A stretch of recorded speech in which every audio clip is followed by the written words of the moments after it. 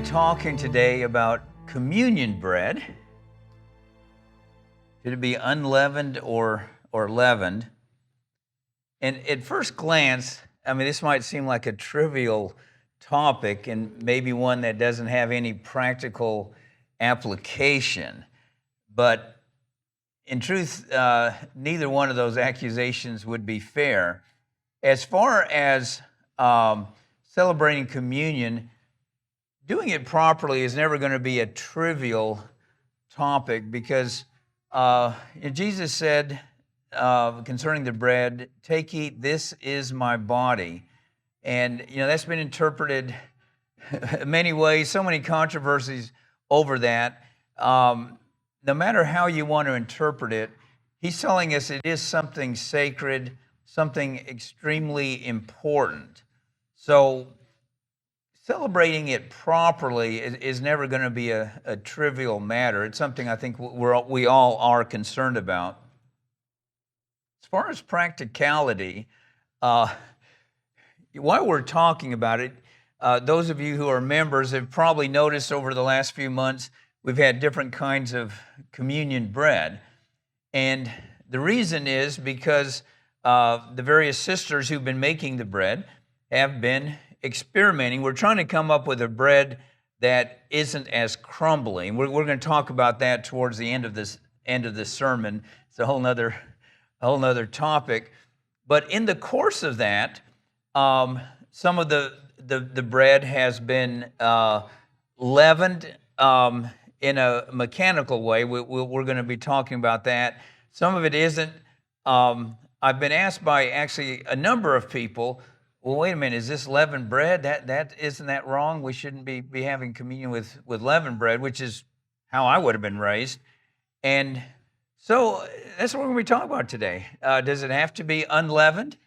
And yes or no, and why? So if I'm able to hold your attention on this, if you listen today, this part I can guarantee you, at the end of today's sermon, you're going to know more about communion bread than 99% of the pastors in this town, let alone the people in the congregations. So I learned a whole lot preparing this sermon this week. So that's where we're going to be talking about the question of unleavened bread or leavened bread. And both those pictures I've shown you are actually communion bread. Now, I'm like all of you. The assumption most of us have grown up with is that the bread has to be unleavened. I mean, that's what I was taught from childhood. I've been like, wow, a Pharisee on that, you might say. I mean, it's like, man, this bread better be unleavened or, yeah, we're sinning against God, etc. Now, what most Christians don't realize, and I didn't, now I did learn this about 30 years ago, but it was a big surprise to me at that time, is that there's a complete divide between East and West on this issue of the communion bread. Should it be unleavened or should it be leavened?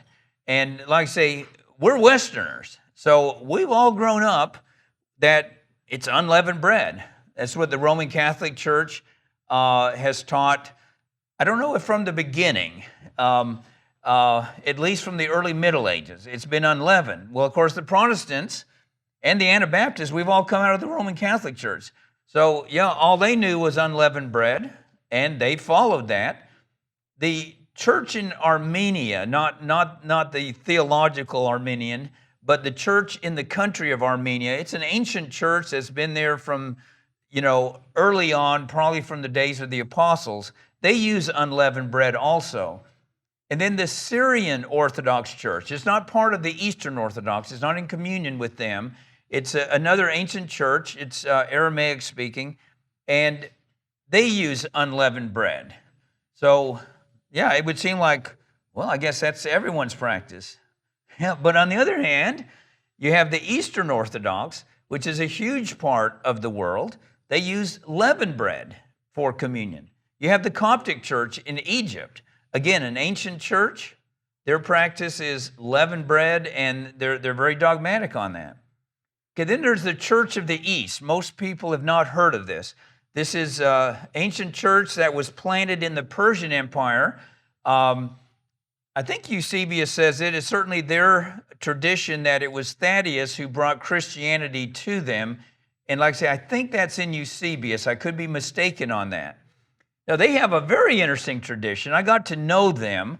They used to be mainly in Iraq, that part of the country. Now, with the Gulf, not the Gulf War, but when the U.S. Brought war against Iraq under Saddam Hussein, unfortunately, it may have been good in some areas, bad, I don't know. I'm not going to get into politics.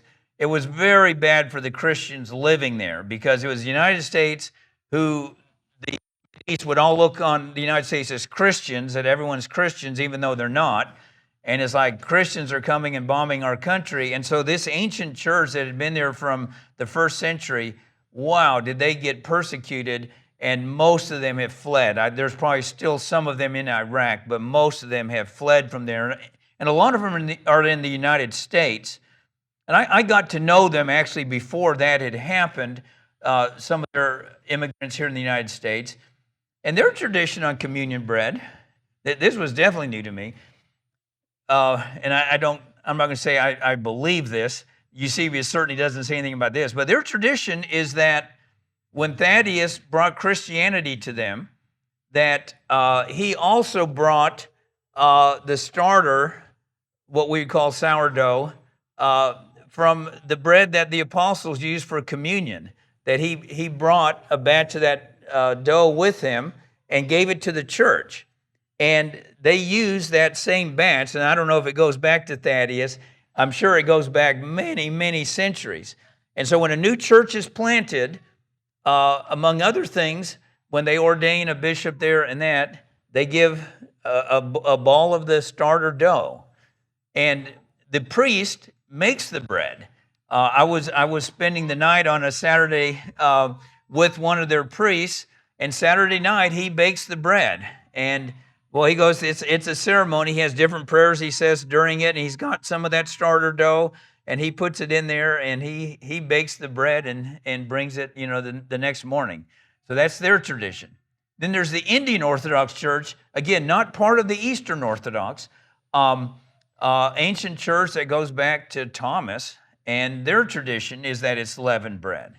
So yeah, there's this total divide that here in the West I was never aware of. I didn't think there was ever any question on it. And like I say, two very different traditions.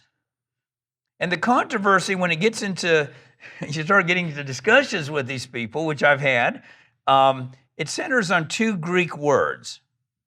The first one is azimos, which means unleavened bread. And you will not be tested on this later. I probably won't remember this a month from now. Maybe I will. So azimos is going to be one. The other one is artos, which is the Greek word for just ordinary bread. Okay? So azimos, unleavened bread, artos, leavened bread. Now, which word do you think the Bible uses when it talks about communion bread? Anyone want to take a guess? Yeah, I shouldn't ask that. No one's going to raise their hand. Mike, were you brave enough? Yeah, I would have guessed. I would have guessed at least that. Yeah, Justin is right. You probably figured whatever looks the least likely is what it is.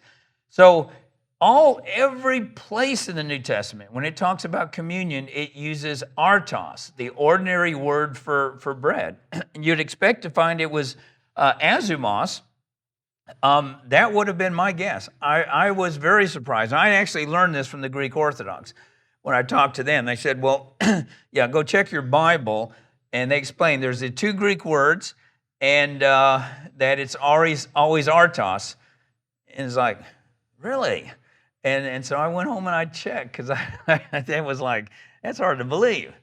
And so, yeah, it's right. I mean, when Paul talks about it, when Jesus talks about it, all of those, it's artos. When Jesus said, I am the bread of life, I'm the bread who came down from heaven, artos. When Paul talks about, the bread that we eat is the body of Christ, artos, all the way through. They met the first day of the week to break bread, artos. Like I say, it's everywhere in there. And so the Orthodox is like, look, it's clear in Scripture.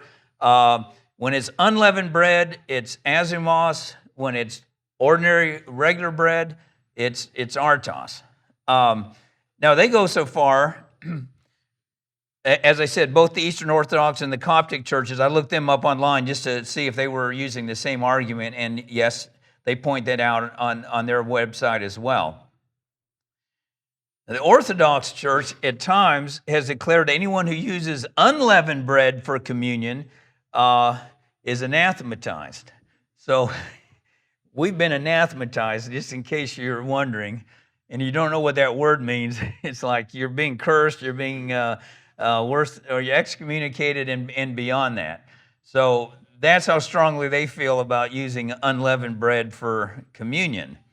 Now, on the other hand, the Roman Catholics, Protestants, Anabaptists, we argue it must be unleavened bread because it was instituted on the Passover. And surely on the Passover, that's the only bread that would have been available. And leaven, Paul, uses it to represent sin. So we'd say, no, it's got to be unleavened bread. And that's what I've argued, like I say, all of my life. Well, before we get to any kind of answer on this, at this point, like I say, just be aware there's this total split in the church, East and West. But because we're in the West, we've all grown up not being aware of that. Now, what I don't like is the Western Christians, we've gone to ridiculous extremes to make sure that we're using unleavened bread. And the result is, in most churches, not here locally, but in most churches, it no longer looks like bread. I mean, this is what you get in most churches. I mean, technically, chemically, it's bread. It's flour, it's water, it's bread. But let me just ask you, if you were over at my house for supper and Deborah said, oh, would you like some bread with your meal? And you said, well, yeah. And then she came and put one of those wafers on your plate. What would you think? Like, this is bread? Again, I'm not saying it's an invalid communion if you use wafers. I just think this is strange. It doesn't have the sense. I like the minister to be able to break the bread and to distribute it. Now, in the Anglican Church, actually, how they do it, they use wafers, but then the minister has a bigger wafer, and he does break that in the service, but he doesn't serve it to people. I mean, it's because it's still way too small. And then, I don't know if any of you have had this. I've had it before in churches. If the box didn't say bread on it, it looks like little, goldfish crackers, except it's white, not gold. But it's like, it just seems like, we've lost all sense of getting together and breaking bread because it's got to be unleavened. And if it's a big church, man, that's a lot of work to, make bread like this, And so it's like I say, they've ended up with basically crackers and things like that seems to be a bit far. I know we don't have to recreate the Last Supper or the first century, but it does seem like appropriate that you have a loaf that you can break and serve it. So we're going to use unleavened bread, and this is what our church would use, something like this most of the time. Now, is there any basis for the Orthodox emphasis on the Greek word? Like, okay, it's artos, so that means it's leavened bread. Well, I was very curious this week, and so I went into the Septuagint.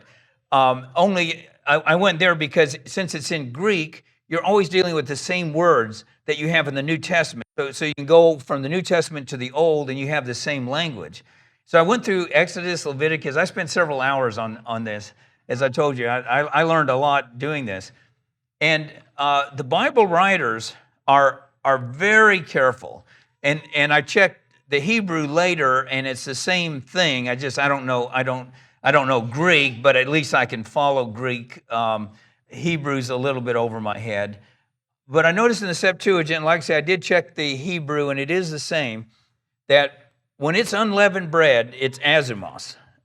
And when it's leavened, it's artos. And sometimes it's in the same sentence, the same paragraph, and the Bible writer switches words. It's like they're very careful on those two words. When it's the Passover, it's azumos. When it's Pentecost, the Feast of First Fruits, a lot of the offerings, it's artos. But then other offerings, it's azumos. I mean, like I say, they're very specific. So I think that the Greek Orthodox do have an argument there that, look, when it's unleavened, the Bible is very specific on that.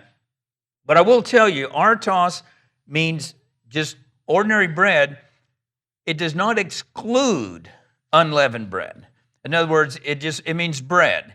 And so unleavened bread would come under that term. So it doesn't prove it has to be leavened, but it does show the Bible writers were not, it was not an emphasis it's got to be unleavened, or they would have just always said azumos.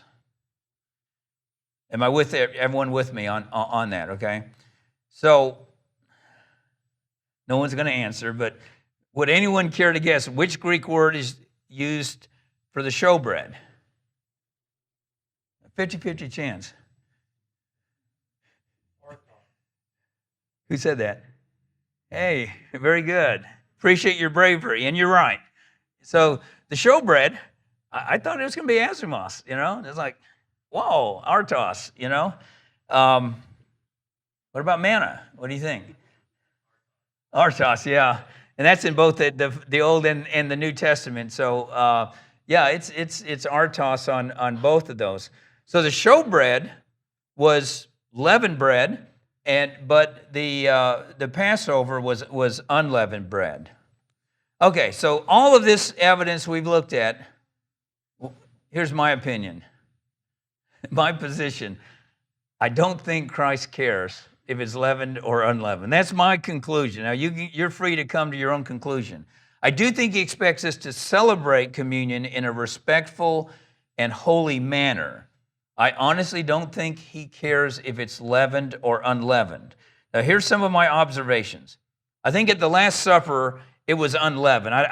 I cannot imagine there would have been leavened bread even available. So I think the Last Supper, when he instituted it, it was unleavened bread. But I don't think that communion, because they celebrated it weekly, that they were trying to imitate the Passover every time they had communion. I'm going to guess the Jewish Christians during the week of is a week-long festival of unleavened bread. They probably used unleavened bread in communion. The Gentiles wouldn't have, because they wouldn't have been using that. But yeah, since they were having it every Sunday, I'm guessing, yeah, it was ordinary bread most Sundays. Again, no one can prove this from there. Now, if artos meant specifically leavened bread, then I'd say, okay, it's a shut case. But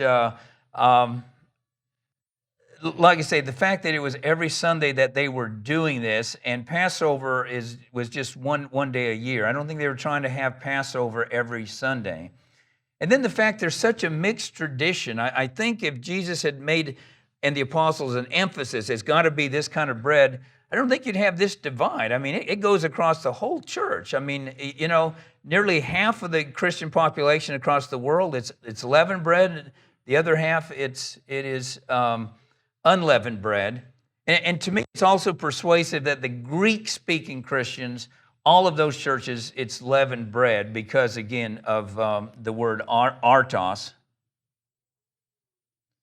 Now, it is true that leaven is sometimes used in the Bible to illustrate sin. Paul does one time. It's really only one place. And then Jesus said, beware of the leaven of the Pharisees, talking about their false teaching, or their manner of teaching might be a better way of putting it. But sometimes what we overlooked is Jesus likened the kingdom of God to leaven or yeast. He said the kingdom of heaven is like leaven, which a woman took and hid in 3 measures of meal till it was all leavened. So, yeah, if you want to pit Scripture against Scripture, yeah, sometimes it's used in a bad sense. Sometimes leaven is used in a good sense. The kingdom of heaven is leaven. It's supposed to go, and it has gone out through the whole world. There is no spot on earth where the gospel of the kingdom has never reached. It has reached every corner of the earth. It hasn't reached every person on earth, but it's reached every country. I mean, it's just like Jesus said, it is like leaven. So yeah, don't think that, oh, leaven always represents sin, because it doesn't. And what was the issue on the Passover night? Why God said, to eat it without, not leavening the bread? Does anyone remember? They didn't have time to let it rise. When you use yeast, you have to let it sit for a while for it to rise. So it was the bread of affliction. It was in a hurry that they were going to leave. He doesn't indicate anything about, well, that leaven represents sin or something like that. It was because they were going to be leaving right away in the middle of the night. Now, the other thing that persuades me on that leavened bread is proper is that the showbread was made from leavened bread, and God declared it to be holy. I'm going to read to you from Leviticus 24, 4 through 9. He said, this is when Aaron was there. He said, Aaron shall be in charge of the lamps on the pure gold lampstand before the Lord continually. These are the instructions about the tabernacle. And you shall take fine flour and bake 12 cakes with it. 2/10 of an ephah shall be in each cake. You shall set them in 2 rows, 6 in a row, on the pure gold table before the Lord. This was in the holy compartment of the tabernacle. It's what we call or know as showbread. He says, every Sabbath he shall set it in order before the Lord continually, being taken from the children of Israel by an everlasting covenant. And it shall be for Aaron and his sons, and they shall eat it in a holy place, for it is most holy to him, from the offerings of the Lord made by fire, by a perpetual statute. So the showbread was holy bread. They could only eat it there in the tabernacle. It's artos, it's leavened bread. So either one can be holy, unleavened bread of the Passover, showbread in the temple. I think they both prefigure or point to the communion that we eat. I don't think it's just the Passover that points to that. I think it's the Passover and the showbread both picture it, and you have 2 different kinds of bread. So I think God is indifferent on that. And like I say, it was interesting looking at those sacrifices, doing this word search. I was doing it electronically where I could put in the Strong's number and just, it's like, some of the offerings, it had to be unleavened bread. Some it had to be leavened. It's very interesting. But I see on God's part that, either one is acceptable, but he has specific, instructions there in the Old Testament. I think if it were important to Jesus as to whether we use leavened or unleavened bread, he or the apostles would have given us specific instructions on it. I mean, there's no instructions. It's got to be made this specific way. Now, the Orthodox would say, well, the fact it uses artos shows it was specific instructions. Yeah, but again, unleavened bread can come under that because it uses artos at the Last Supper, and I'm, like I say, 99% certain that would have been unleavened bread. I don't know where they would have had leavened bread around. At a minimum, we'd find an oral tradition that had been passed down to the early Christians. They say nothing about it. None of their writings say, well, it's got to be unleavened or it's got to be leavened. They don't say anything about it. And so it doesn't surprise me that then when you look at the ancient churches, they've come up with different traditions on that subject. Like I say, we find no uniform practice whatsoever. Okay, everyone with me so far? Okay. The issue of crumbs.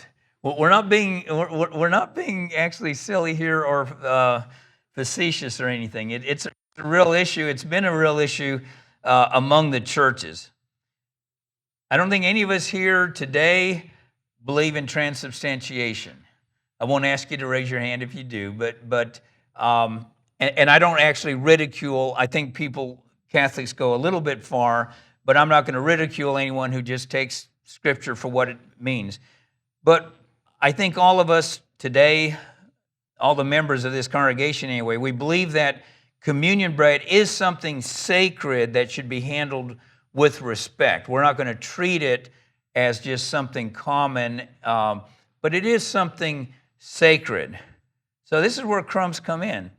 We don't want bread that makes a lot of crumbs that end up being dropped on the floor and trampled on. I mean, I always feel very awkward when I'm breaking the bread and handing it out. And, um, you know, I feel Christ is present in the bread. I don't know that he's present in every molecule. Um, well, yeah, you laugh. I mean, many churches believe that. I mean, wow, any crumb, they're gonna pick it up. And I think you can't avoid some of it is going to be lost because, and they wouldn't have understood this in ancient times, but if you can smell something, am I right, Wesley? We got one at least scientist here. If you can smell something, it means molecules are coming from that. That is why you smell bread. That is why you smell flowers, whatever. It's molecules coming from that. So it's putting out molecules that who knows where they it might be in Kevin's hair. It might be, who knows where it goes. You're going to have microscopic parts of the bread that do end up on the floor, end up who knows where. So I don't think we can totally avoid that. I think we should be reverent with the bread and not just crumbs all over the floor and that. And that's why, those of your members, if you're wondering, what on earth, every month we got a different kind of bread here, because we're experimenting. Sisters are trying to come up with recipes that don't crumble a lot, that we can break the bread easily without a bunch of crumbs. So we've had several different ones. So yeah, that's why I say this is a practical sermon, because it's dealing with what we do.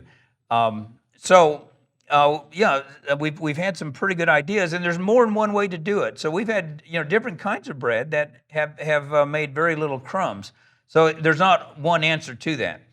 So for all the reasons I've been explaining to you, we the elders here believe it's perfectly permissible to use either leavened or unleavened bread, just so it doesn't make a lot of crumbs.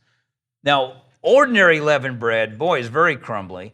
And so, that's one reason we would lean more towards certainly a flat bread. But does it have to be? Now, we were talking about some people, view leaven as sin. Leaven, our English word leaven comes from the Latin word leva, and we see that in the word levitate. It means to raise or to lift something, okay? That's what, the Latin word, and where our English word leaven comes. But the Greek word zume probably meant ferment, probably meant yeast. So azumos, when you have an A in front of the word, it usually means without in Greek. So it's without yeast, without fermentation. So our English Bibles, they use the word leaven. They probably should use the word yeast. Now, of course, in the days of King James, there was no other leavening agent. Yeast was it. So if you had leavened bread, it was the same as having fermented bread or having bread with yeast in it. There was no other option. Well, there was. I don't think they were aware of it anyway. But what has changed is now there are various modern methods of raising your dough, getting some rise in it without using fermentation.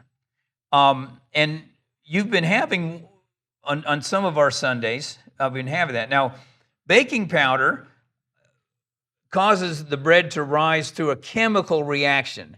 There's a chemical reaction that produces carbon dioxide or some kind of gas molecule, and that makes the bread rise, and it does it instantly.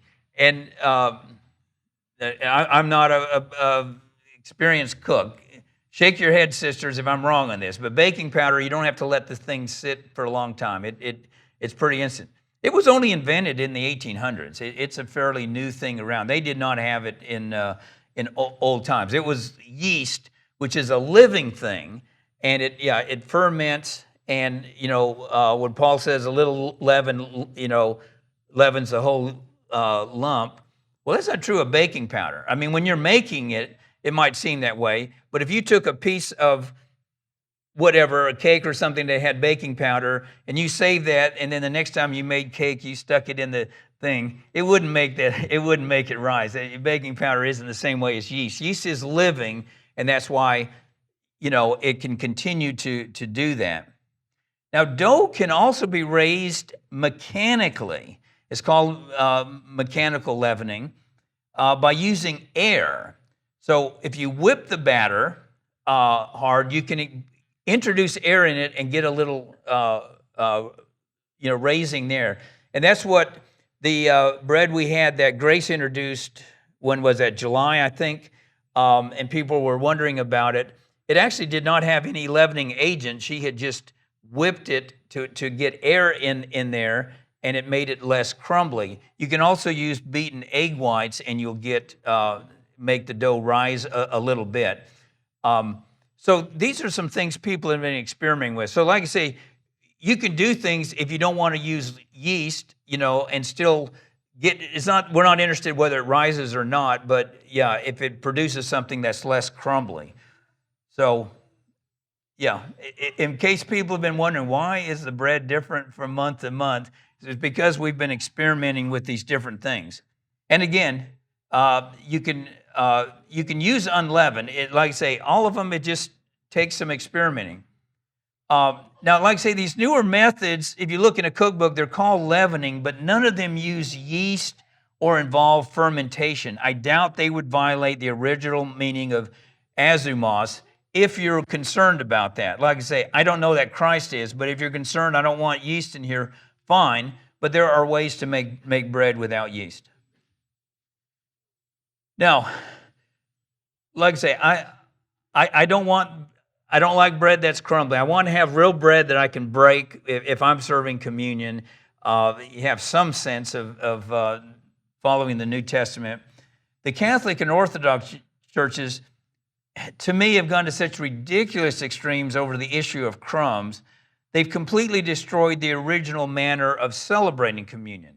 And I appreciate, again, their respect. I'm not belittling them. I do appreciate that they respect the significance of communion. But yeah, sometimes we can go so far. This is a modern-day Catholic communion. I think this is because of COVID, why he's using that little holder. But for over 1,000 years, the Roman Catholic Church, it wasn't until Vatican II in the 1960s that the laity could get the cup. They were afraid you might spill a drop of that. And so you didn't get it. All you got was a wafer in the Catholic Church. Now you get both.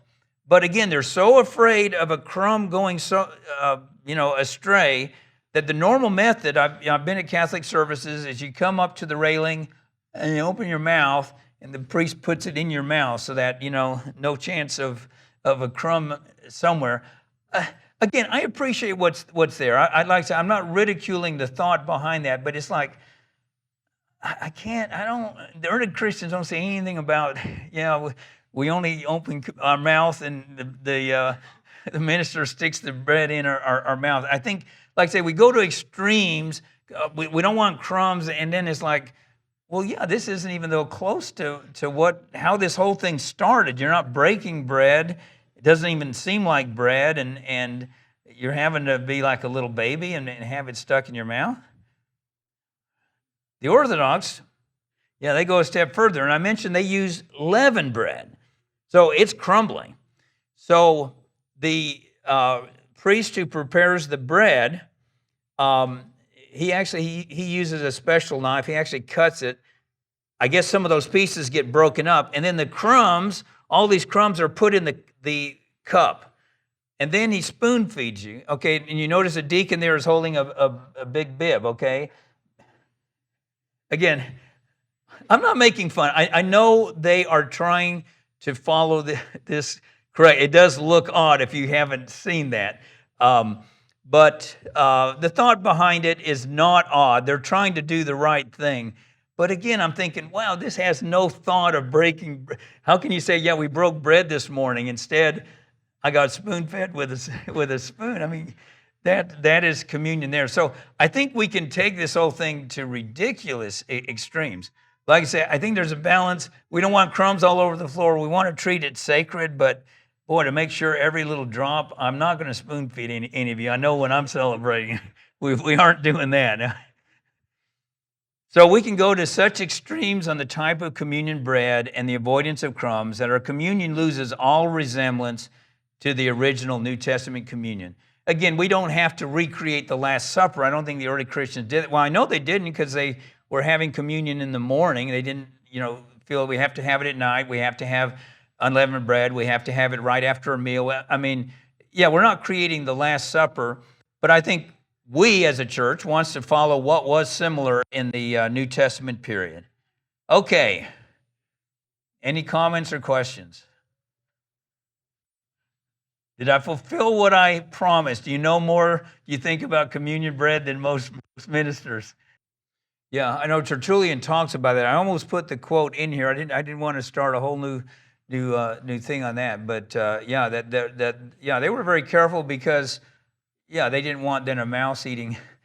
I mean, they mentioned that, the sacred bread. So they didn't go through the lengths of, okay, we're going to spoon feed this to you so we don't get one. But they said, we are careful with it. And in most of the ancient churches, if they're not putting it in your mouth, which I don't like, that you usually hold your hand like this so that, you do get the crumbs with the bread and it's not just, falling all over the floor.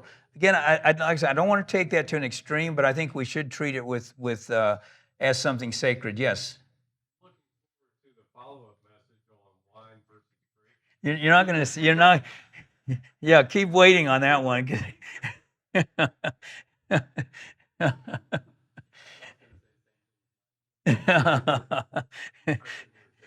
Well, as Tertullian said, you do want unity, so that's why I'm not. No, we've actually come up with a nice, I think, compromise in our church. If you want grape juice, you can have grape juice. If you want wine, you can have wine. And we get to have communion in perfect unity. And I do like that. And so, anyone else?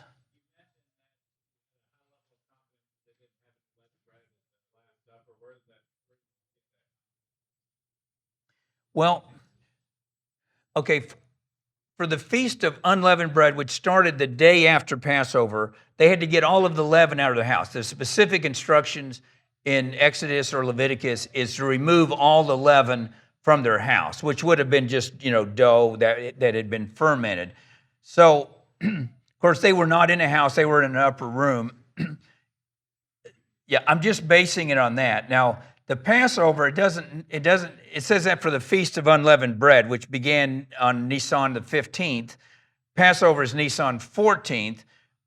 It was celebrated with unleavened bread. But yes, it is possible leavened bread was around. I guess that's what the Orthodox Church would believe.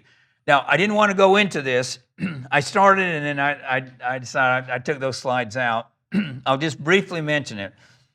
Just so you can go home more confused in case you're confused. So the narrative in the Gospel of John, when you read it, it sounds like the Passover was on the night of the night after Jesus was crucified. He was crucified, during the day, and that Passover began that night. That's how it seems to read in the book of John. But then Matthew, Mark, Luke, it seems very clear it's the Passover, like the one we read. And I'm sure they're all correct. I mean, John, when he wrote it, the other three Gospels had been around for a while, and John, they had all been present there. I mean, Luke and Mark weren't, but I mean, Matthew and John were. So they obviously knew. I know in my mind there is a way those harmonize, but I don't have a dogmatic view on how. So the Orthodox do point to that no, this was not, he was wanting to eat a Passover meal, but that was not itself a Passover meal, basing it on John.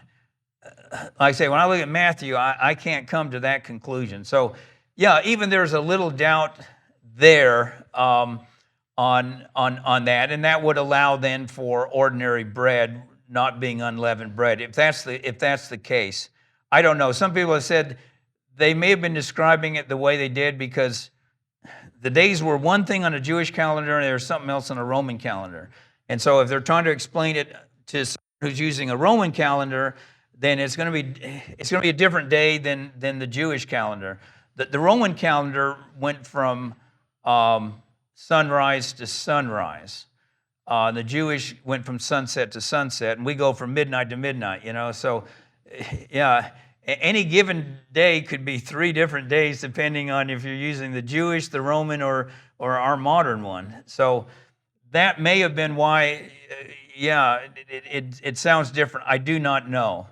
So God has left us with enough doubt, maybe just not be dogmatic about it. I don't like the Orthodox anathematize all of us. On the other hand, I don't like that Westerners, are saying, well, you're doing something heretical either, And, maybe it's one of those things. Christ is indifferent, and that's the conclusion I've come to. It just needs to be treated with respect, and it's something sacred.